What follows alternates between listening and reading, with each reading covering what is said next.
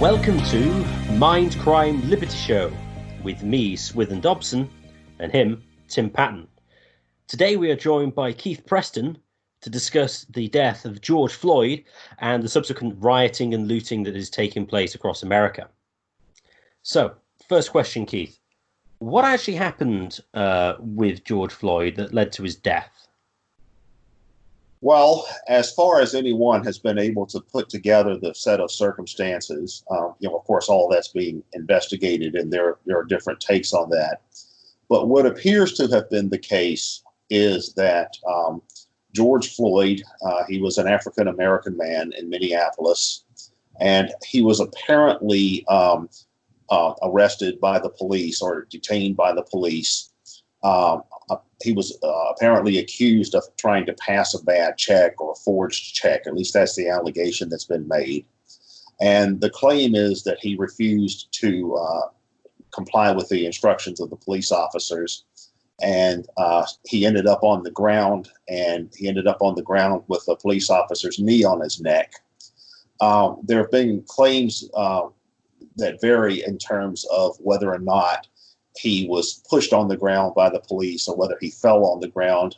Some people are claiming he fell on the ground, perhaps intentionally. Others say that he was that he was pushed. Camera footage that has been taken at the scene indicates that there's no evidence that he engaged in a physical struggle with the police. So it's not like he was in an actual fist fight or something with the cops. But he was accused of not complying with police orders, and one way or the other ended up on the ground with the cop's knee on his neck, and that led to his asphyxiation and death. So it's also argued that potentially he had other physical ailments like coronary artery disease or hypertensive heart disease that may have contributed as well. But supposedly that he was essentially smothered to death by the fact that this man's knee was on his neck. So is it confirmed in the autopsy that the lying on his neck was a contributory factor to his death? Because I'd heard conflicting interpretations of the autopsy report. Supposedly, the official autopsy said that there was no evidence that he died of strangulation or asphyxiation proper. However, it's been argued that the effect of having the knee on his neck, combined with the fact that he may have had other issues, other health issues, may have contributed to his death. So now that's what the official autopsy, I believe, has said. Now, apparently, the attorneys for his family are in the process of trying to have an independent autopsy of their own conducted, but that is the case so far in terms of what the official autopsy has said. In other cases, are you aware of there being much difference between independent autopsy results and police autopsies in similar cases, if you're aware of them? That's not something that I really know a great deal about. I don't know how common that is. It's certainly possible. There have been autopsies that have conflicted with each other, but I don't know of cases like this per se where that's been an issue. I'm not saying there's not. I'm just not familiar with it. Okay, so after he died, it seemed like lots of riots kicked off. Where did that start? Was it pretty soon afterwards? And it seems to have spread quite far and wide. Where is the main action? What's kind of led to this sort of widespread sort of looting and rioting and protesting?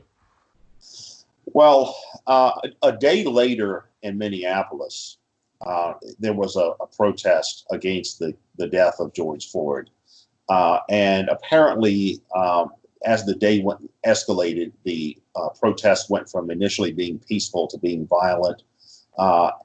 There were some windows that were smashed out at a police precinct office. There were some fires that were set. There was some looting and vandalism and things like that.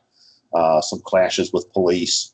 And then it appears that within a very short amount of time, more and more protests began to break out in other parts of the United States and other cities.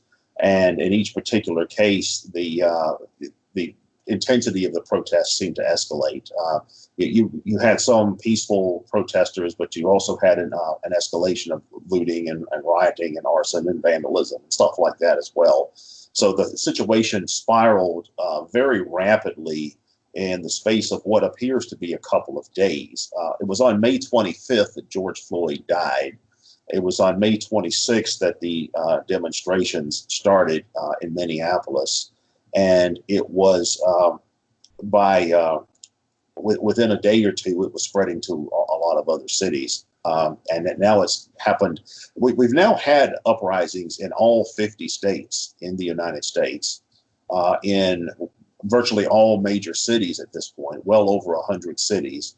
And it's also even spread to other nations. I've seen reports about demonstrations, at least, in I think in Germany, in England.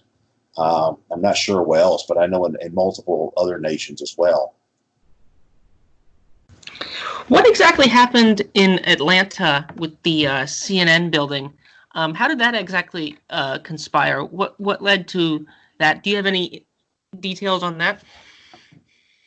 Well, I know that the CNN headquarters was attacked and ransacked. As to what motivated that, I suspect it had to do with the fact that some CNN reporters were arrested by the police at one point. There was a group of CNN reporters covering the demonstrations. I believe they were covering the demonstrations in Minneapolis, and the police actually came along and arrested some CNN reporters. I suspect that may have led to protests at the CNN headquarters, and then that may have spiraled out of control and led to some vandalism at the CNN offices as well. It's one thing I would emphasize in discussing this is that it's far too early in the game to know what all the different forces were that were converging that made that made these incidents what they were. Right now, we see a lot of finger pointing going on in the American media and in the government and things like that. Of course, Donald Trump and William Barr, the Attorney General, have come out and they're blaming the Antifa and left-wing demonstrators and anarchists.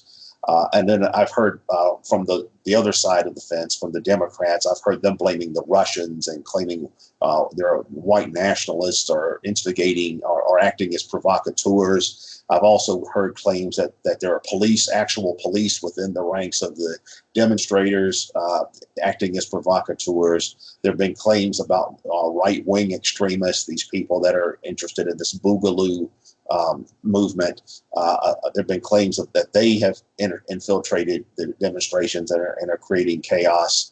I think that it's really hard at this point to piece together what's happening, and we probably won't know that for a while, if ever. It seems that a lot of different forces are converging, and what the point that I would emphasize in all of this is that the death of George Floyd is really just a catalyst. I mean, this isn't really about George Floyd, I don't think. I mean, certainly there are people that think what happened to George Floyd is unjust or wrong or shouldn't have happened or whatever. But I don't think that there are many people out there engaging in demonstrations and protests and riots or peaceful or non-peaceful for whom George Floyd alone is their motivation. I think that this is really just a convergence of events and that's built up over time. I think when we look at the impact of the COVID-19 pandemic and the lockdown and the fact that everybody has been under de facto house arrest for a few months, combine that with the economic meltdown that has been generated by the COVID-19 shutdown, and then the fact that now warm weather, hot weather is coming along and people are restless, and then the George Floyd incident happens, and then the fact that we live in such a polarized society in the United States generally when it comes to political and cultural and racial questions. I think all of those things just happen to converge at the same time, and this is just sort of a cathartic moment. And George Floyd may have just been the spark that ignited the inferno, but it's not. It's no longer about the spark. I mean, yes, there are a lot of people who really do think what happened to George Floyd was terrible and shouldn't have happened, and they are concerned about police brutality and things like that. But I don't think that alone is what triggered this. There have been other cases where people have been killed by the police that haven't triggered situations like this. I mean, we've had anti-police riots, sure, over issues of police brutality, but there have been other cases that didn't trigger this. And it's not. And people get murdered all the time in the United States. We have something like 15,000 murders a year in the United States. So it's just all of these other social and economic and circumstantial factors, I think, that are converging to make this situation what it is. And I think that's really the big thing here. George Floyd is almost a side issue. What are some historical precedents to this riot? You have the riots in 1992. You have ones back further. What are some historical precedents? Is this an unprecedented thing in its scale? The fact that it's occurred in all 50 states almost, and even worldwide. Is this something that's entirely new?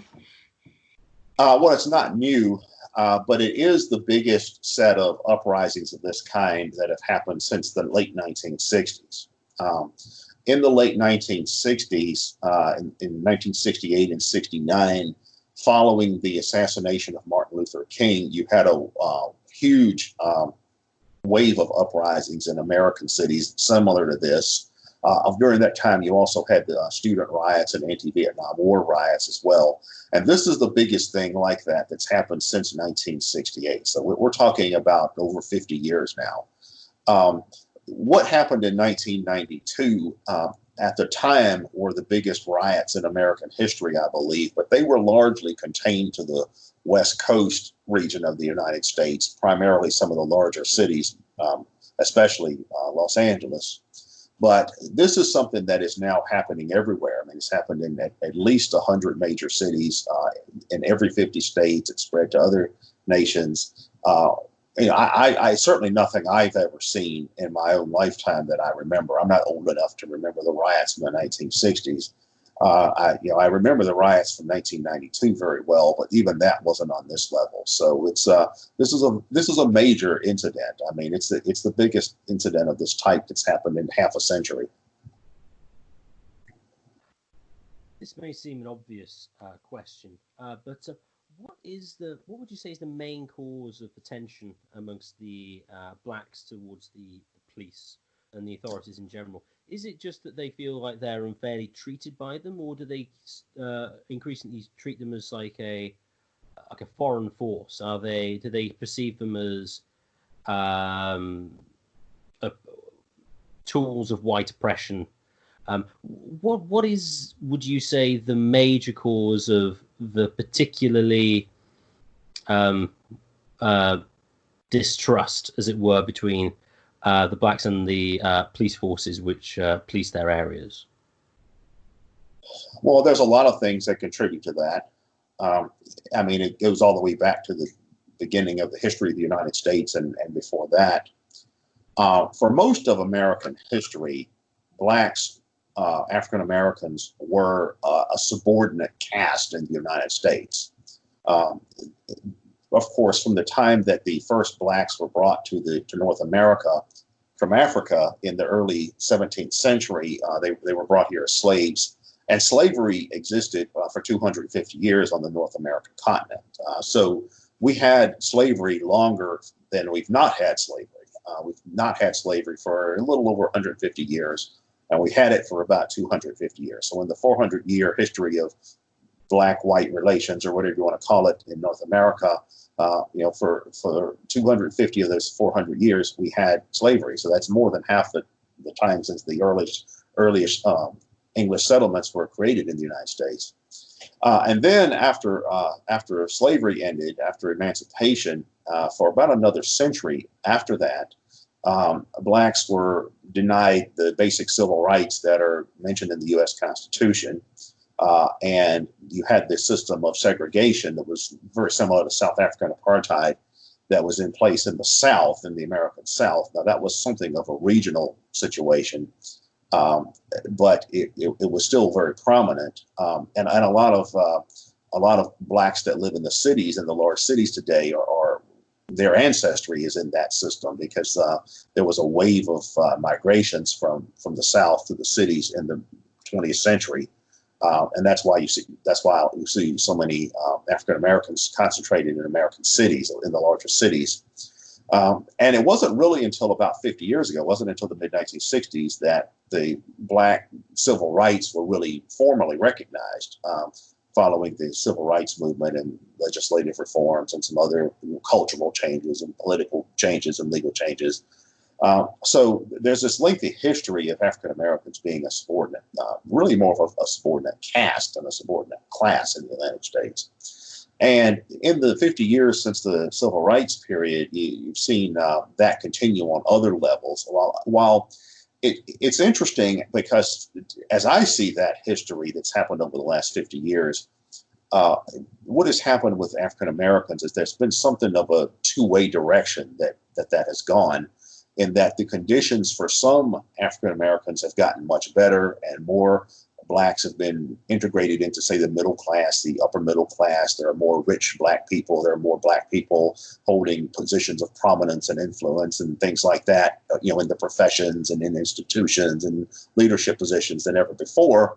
At the same time, the bottom, say 20% of African Americans have their conditions arguably have deteriorated to being even worse in some circumstances than they were before the civil rights era. So you've seen this extreme class dichotomy that's developed, class disparity that's developed among blacks within the black population of the United States. Now, you have this large sector of poor blacks in American cities.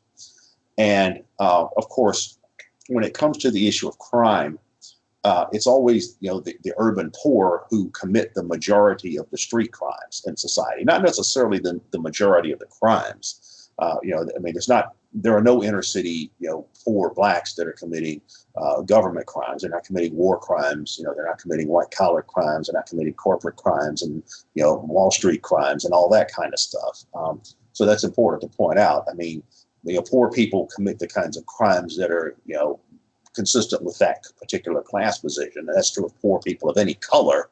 But because in the large cities, you have large populations of very poor African-American people, there's a high crime rate in those communities. And it sometimes has a spillover effect into surrounding communities. So, of course, those areas tend to be policed fairly heavily, and compared to what you might find in a suburban white neighborhood or something like that. And of course, relationships between the community and the police are much more intense, because, if you're, say, a poor black person and you're walking down the street, you're more likely to be stopped by the cops because you're a suspect in the armed robbery you never heard of or something like that. That's an experience that many poor black people in the cities have had, that say a white person from the suburbs or even someone from a rural area wouldn't be able to really relate to. So those kinds of situations is it's really what has built up this kind of tension between black communities in the cities and the police. And that's been aggravated by a lot of other things. And I think one of the most important things is the war on drugs. It was immediately in the post-civil rights era, like after civil rights came into being in the 60s. It was after that the drug trade got started in the United States. And of course, the inner cities became a haven for the drug trade because it was a quick way to make money. And of course, poor people are going to say, yeah, great, we can make money, selling cocaine or whatever. And so the open air drug markets and things like that became at one point at least commonplace in the cities. And then you had administrations in the United States, like the Nixon administration, the Reagan administration, the George H.W. Bush administration, the Clinton administration, and so forth, that instituted the war on drugs as an institutional policy. And of course, who would have been the primary targets of that? Well, obviously, it's not going to be suburban residents who sniff powder cocaine. It's going to be poor inner city black people who were selling crack in open air drug markets and things like that. So that had the effect, I think, of really intensifying the conflict between the police and the urban black communities. And it's also what led to mass incarceration. If you go back and you look at incarceration rates in the United States, incarceration rates increased by 6 times between the early 70s and the early 2000s. There was about a 30-year period in which incarceration rates increased about 6 times what they had been, which is really phenomenal when you consider those numbers, to the point that we now consistently have a little over 2 million people in prison at any one time in the United States. Now, it's not just black people that are in American prisons, but about 40% of American prisoners are African Americans. Although African Americans are only about 13.5% of the U.S. population, so they're incarcerated at 3 times the rate of their population numbers. And that's not just for drugs. I mean, that's for, just what we think of as street crimes and all that on a general level. It's a lot easier to get busted for a street crime because it's more visible. But all of these different factors together have created the level of tension that we have between the police departments and the poor urban blacks and other poor urban communities generally. You have these kinds of issues with Hispanic Americans and poor white communities and Native Americans as well. So it's not just African Americans. And it didn't start with the war on drugs either. I think that had the effect of really escalating and exacerbating some of this. But way back in 1965, there was a riot in Los Angeles in the Watts area that was very similar to this. There was a situation where a black motorist got into a scuffle with the LAPD, the LA police, over a traffic violation. And it spiraled out of control and became a multi-day, immensely destructive riot, similar to what happened in Los Angeles in 1992. And that was the same kind of situation. There was an African-American guy who was stopped by the police. He was apparently under the influence. He got into a skirmish with the cops. The cops beat him with a baton, and then the police officers were charged with assault, and then they were acquitted by an all-white jury in Orange County, which at the time was a very conservative neighborhood or county district in California. And then after the acquittal, there was a wave of riots in Los Angeles as well. And this latest episode is really just a continuation of that. This is something that's been going on for quite some time. Are things getting better or worse for the black community since 1960s or thereabouts? As you stated in your earlier comment, Keith, you said that post 1960, with the passage of the civil rights and all these other movements, it seems to appear to get better. This is what progressives will say: things have gotten better. But they also, on the other hand, will say this thing is unprecedented. It's much worse than now. Do you think there's been progress in this regard? Do you think? Because, for example, Lil Wayne, popular rapper, once said that he don't feel connected to anything of Black Lives Matter. He said there's no such thing as racism. He used to point out there is a larger black middle class. We had a black president. We have prominent blacks all over the media. It's not like this is they're not a cultural minority anymore. What's your view regarding this issue, Keith? Well, is your question, have things improved for blacks in America or gotten worse? Have they improved or they gotten worse? Well, I think that it's been both, and I think that is dependent on a number of factors. And this is, of course, an extremely complicated issue. But when people from the political left, from the progressive side of the spectrum, talk about things like who is really oppressed and things like that, and they'll bring in all the usual things. There's racism and sexism and all that. My take on that is, when you consider those kinds of questions, you have to consider a number of things. You have to consider the cultural sector. You have to consider the demographic. The geographical area. You have to consider the socioeconomic level, and you have to consider the institutional sector. I would argue that for certainly many blacks and many other minorities, things have gotten much better since, say, the civil rights period, since the say the 60s and the 70s, in the last half a century. Certainly, there have been more blacks that have been, and other minorities that have been integrated into the middle class and experienced upward mobility. And as I was saying earlier, and as you were pointing out, more and more we see more and more minorities represented in institutions and in professions and all of that. Including some fairly elite positions like President of the United States in the case of Barack Obama. At the same time, that hasn't been universally the case.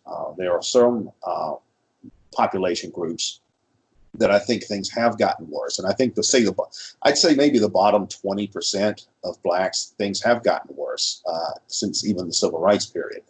And I think that's true of some other communities. I think for poor whites, things have gotten worse in many ways since that time period. I think we've seen class relations in the United States go backward since the 60s, even while a lot of minorities, ethnic minorities, and also women and homosexuals and all of that, a lot of those traditional outgroups have advanced significantly in the last half century. But parallel with that, class relations have actually gone backward, and we see wider class divisions and wider wealth gaps and things like that. And that has certainly impacted blacks that are on the lower socioeconomic levels very significantly. It's also impacted whites and others. With respect to the police, what practical changes do black advocacy groups actually want to happen? I tend to see lots of sort of like, oh no, the police are bad, which is probably entirely true. But is there much in the way of concerted ideas as to how to improve the situation? I'm thinking, what's the state of black nationalism these days? Because that would be an obvious, given the somewhat checkered history of the blacks in the US, it would seem obvious that, well, let's run ourselves might be a popular view, although I don't know how popular it is. I mean, that's probably more of a minority view still today. But what do they actually want to change? Well, that varies according to the individual and the group, and I think you're right in that there's no consensus on any of that. One issue that's come up lately is this concept of qualified immunity. In the United States, police officers have this thing called qualified immunity, and it applies to government officials generally, which basically means that, well, if you committed a crime or you did something that was harmful to someone else, well, you're immune from prosecution because if you didn't really know you were doing wrong at the time or something like that. I mean, the kind of rationale for essentially letting representatives of the government do anything they want in a way that someone else would certainly never be allowed to get away with. There's actually a case coming up in front of the Supreme Court right now involving this, where they're trying to ask the Supreme Court to overturn this. But as far as other reforms, all kinds of things have been proposed. There's no one set of reforms that are universally agreed upon or accepted. Some have called for greater federal oversight of local police departments in the United States. And the reason for that is that there's a lengthy history in the United States of blacks and local police departments getting into conflicts. You might have, for example, in the South during the pre-civil rights era, you might have a situation where the local police department is essentially controlled by the Klan, or is just very racist and doesn't uphold the civil rights of African Americans. And then because of that, the federal government, the Justice Department, is viewed as the enforcer of civil rights against local areas that are racist or whatever, or where race is a problem. That's one problem. One thing that's frequently proposed.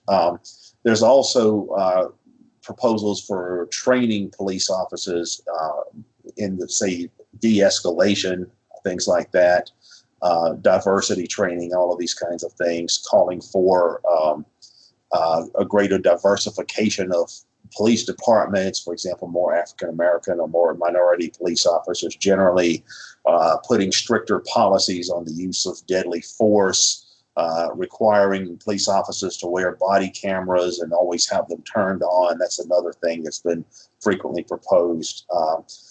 Investigations, more thorough investigations of police shootings, for example, having these civilian review boards that are responsible for conducting investigations that are independent of the internal investigations that police departments have, or that the prosecutors' offices have, because the prosecutors' offices are frequently accused of being in league with the police, the district attorney's offices, and all that. So there's this idea of these independent review boards, civilian review boards. There's also things like making police assaults of an African American person into a hate crime, escalating hate crime prosecutions. There's a wide range of things that have been proposed, and there's not a consensus on these, from what I can tell, among people, organizations, and activists that are involved with these kinds of topics. There does not seem to be a consensus on what kind of reforms they specifically want. Some want more far-reaching reforms than others. If they're more mainstream, left of center groups, they typically want a bigger role for the federal government. They typically want more sensitivity training and independent review boards and stuff like that. If they're more radical, they may call for things like having quotas of ethnic quotas on police departments, or maybe amnesty for prisoners who are incarcerated, or at least of certain ethnicities and things like that. So it's a wide range of ideas that you see tossed around, but from what I can tell, there has yet to be any consensus on these kinds of reform issues. To what extent will some of these reforms backfire? The trend of having people pull the federal government in there, it's been the case since all the way back to the U.S. Civil War. After all, it was the South. Michael Malice joked the last time a group of people burned down Atlanta was actual Union soldiers. So to what extent will this, as you, Keith Preston, as an anarchist, to what extent do you view calling in the feds, so to speak, as a positive thing or a negative thing? As well as, historically, the FBI has probably not been a friend of the civil rights movement. And that's even mainstream historians may or may not admit that. But to a large extent, they were surveilling various people, infiltrating various movements. To what extent do you think calling in the feds, the Federal Bureau, is actually a harmful strategy? Well, yeah, calling in the feds to uphold civil rights is, what the standard case of putting the mouse in charge of the cheese, or the fox in charge of the chicken coop, or whatever. What you're saying is absolutely correct. The FBI considered the civil rights movement back during its time as their mortal enemy, and they went out of their way to disrupt it.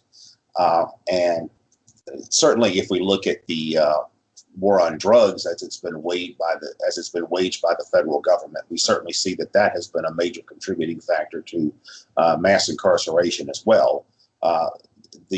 Now that's not to say that there's not problems with local police departments, but the idea that the feds are somehow superior or the answer, I think that's completely wrongheaded. I mean, to somebody, say, from the left who advocates that, I would say, so you want a national police force, and which would mean that right now we would have a national police force under the control of Donald Trump. That's what you want. With Donald Trump as the de facto chief of police, and I think probably most people from the left wouldn't want that. For people who are listening to this who aren't in the United States, law enforcement tends to be somewhat decentralized in the sense that we have local police departments handle the bulk of law enforcement. But certainly when it comes to common crimes and things like that, every city has its own municipal police department. Usually they have a sheriff's department as well, and sheriff's departments tend to run the local jail and serve summonses and stuff like that, whereas more formal police investigations tend to be handled by municipal police departments. And then in rural areas, often the sheriff's department also is more directly active in crime control activities. And then we also have the state police. Each individual state has a state police force. and that tends to investigate crimes that occur across county lines and things like that. And then we've got multiple federal police agencies. The FBI is the most well-known one, but there are others. There's ICE, the Immigration Enforcement Agency, and the DEA, which is the Drug Enforcement Administration, and the BATF, Bureau of Alcohol, Tobacco, and Firearms. There's a number of those. But at every level, we see the same problem. It's not that police at any one level are better than the police at any other level. We had a massacre that was carried out back in 1993 in the United States. There was this religious sect in Waco, Texas, that was massacred by the FBI and the BATF and by the federal government. About 100 people died. There was a family that was where several members were killed by the FBI in Idaho back in 1992 in a well-known incident that sort of helped to spur the militia movement. In 1985, there was an attack on a black nationalist group in Philadelphia, and multiple people were killed, and a whole neighborhood was burned down. That was the local Philadelphia Municipal Police. So we have this kind of problem at every level. In the 1960s, there were some prominent Black Panther leaders that were assassinated by the Chicago Police Department in collusion with the FBI. So really, I would say this is more of a systemic problem than something that can be solved simply by bringing in the feds or something like that. So, Keith, given what you just said about the feds, what would you say is the solution or a solution to the relation between the blacks and the police? Is anything other than some form of separatism going to work, or of less radical solutions which may ultimately solve the problem? Because when it comes to a lot of the reforms that you've mentioned, I could still imagine there being, with like body cams or whatever, diversity training. I can still see a lot of people still thinking, well, the police are still out to get us, etc. And I don't really see how that would alter the perception. Well, maybe it would over time, but certainly would take a long time for certain communities, certain sort of inner city black communities to change their perception of the police. So I was wondering what you thought was a likely solution to this current problem. Well, this problem, it's not really current. Well, as far as changing the racial demographics of the police, I don't really think that would help much. I've had inner city black people tell me they'd rather deal with white cops than black cops, because they say white cops are more concerned they're going to be accused of racism, whereas black cops don't care. Now, that's just some people's opinions. I don't know if an opinion poll or whatever, if you actually did empirical research on that, would say that the majority of, say, urban black Americans feel that way, or inner city black Americans feel that way. But I have experienced that. That's just anecdotal evidence. But I think there's two things, really. One is we need to have less criminalization. I mean, there's just we have too many things that have been criminalized, and the other thing is every social problem in the United States seems to be treated as a criminal problem in a way that it's not in a lot of places. One obvious one is drug abuse. If drug abuse was not treated as a criminal problem, I think that would have spared a lot of the conflict that we've had between, say, poor communities in the city, black or otherwise, and the police. I think that's been a big thing. Over criminalization, and also there's a lot of other things that are treated as criminal matters, like homelessness. Petty offenses that in some societies would be considered a civil matter, not even a criminal matter. For example, George Floyd, from what I understand, was accused of passing a bad check or something like that. In some legal systems, that's more like a civil offense, not than a criminal offense. It's not necessarily something we're calling the cops as a first resort. Also, mental health issues enter into this. Homelessness enters into this. Poverty issues enter into this. Poor communities always tend to have a high crime rate, more so than, say, an affluent community. So as long as you have poor communities where there's incentives for criminal actions and things like that, you're going to have a high crime rate. That in turn is going to invite police repression in your community. That in turn is also going to invite over-criminalization. Like a big thing that was popular in the United States back in the 1990s when the war on crime really started to heat up was this thing called the broken windows theory. And the idea was, well, you prevent big crimes by cracking down on little things like littering or whatever. But the problem with cracking down on all the little stuff is that you're essentially creating a police state, and you're exacerbating the level of conflict and tension that exists between the enforcers and the wider community. And that's, I think, a big part of what has happened in some of these urban communities as well.